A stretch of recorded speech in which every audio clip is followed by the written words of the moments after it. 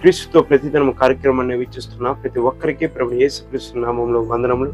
ఈ రోజు దేవుడు మనతో మాట్లాడుచున్న మాటలు ఏమిటనగా, సామెతల గ్రంథము 29వ అధ్యాయము 17వ వచనం చూసినట్లయితే, నీ కుమారుని శిక్షించిన ఎడల అతడు నిన్ను సంతోషపరచును, నీ మనస్సుకు ఆనందమును కలుగజేయును. ఇక్కడ చూసినట్లయితే నేను చదువుకున్న ఆ యొక్క సమయంలో తోటి స్నేహితుడు అల్లరిగా, అదేవిధంగా స్నేహితులతోనూ అదేవిధంగా స్కూళ్ళకి రాకుండా పవిత్రంగా జీవిస్తున్నప్పుడు ఒక టీచర్ గారు ఆ యొక్క స్టూడెంట్ని గర్దించి అదేవిధంగా సరిచేసినాడు అనమాట. కొన్ని సంవత్సరాల తర్వాత ఆ యొక్క సహోదరుడు వచ్చి ఆ యొక్క సార్ దగ్గర, సార్ నేను వచ్చి ఇప్పుడు ఎందుకు వచ్చినానంటే, ఒకరోజు మీరు నన్ను గర్దించినారు చూసినారా, ఆ యొక్క గర్దింపుకి నేను లోబడి కరెక్ట్గా చదువుకొని ఈ స్థానంలో నేను ఉన్నాను.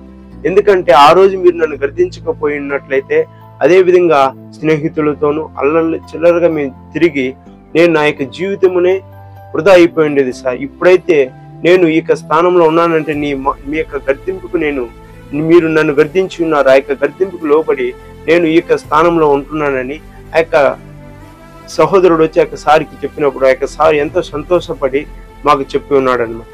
అదేవిధంగా ఈ యొక్క సమయంలో చూసినట్లయితే ప్రతి ఒక్క తల్లి కానీ తండ్రి కానీ కుమారుడు శిక్షింపని ఆ యొక్క కుమారుడు తండ్రికి విరోధని దేవుని వాక్యం సెలవిస్తున్నది అనమాట.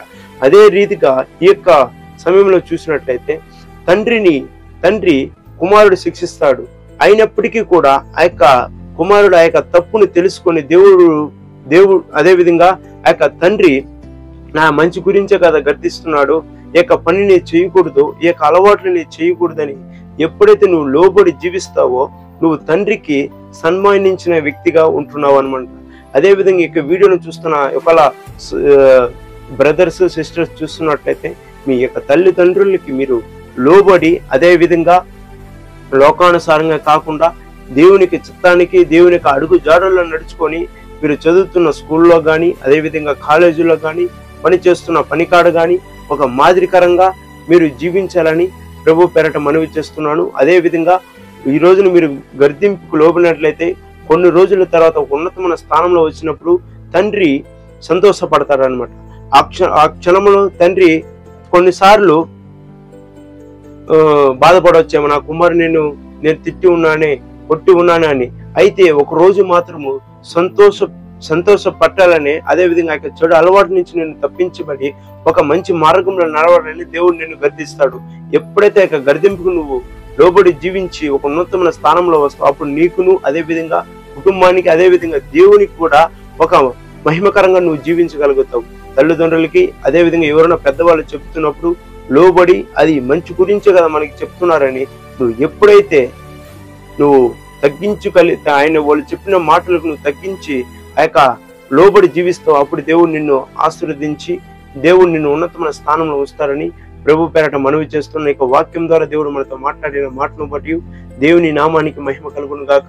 కళ్ళు మూసుకున్నట్లయితే ఒక చిన్న ప్రార్థన చేసుకుందాం. మహామములు మికిలిగా ప్రేమించిన పరలోకున్న మా తండ్రి, ప్రేమగలనైనా కృపగలనైనా దయగల తండ్రి, మీరు మాకు ఇచ్చిన రోజును బట్టి ఇక సమను బట్టి మీకు స్తోత్రములు, ఇక ఊపిరిని బట్టి మీకు స్తోత్రములు. అదేవిధంగా దేవా ఇక మాటలు మాతోను అదేవిధంగా ఈ వీడియోను చూస్తున్న ప్రతి ఒక్కరితో మీరు మాట్లాడి ఉన్నారని మేము మనస్ఫూర్తిగా నమ్ముచూ విశ్వసిస్తూ మీ కుమారుడు మా రక్షకుడు క్రీస్తు యేసుకరమైన నామంలో అడిగి పెట్టుకుంటున్నాం తండ్రి, ఆమేన్.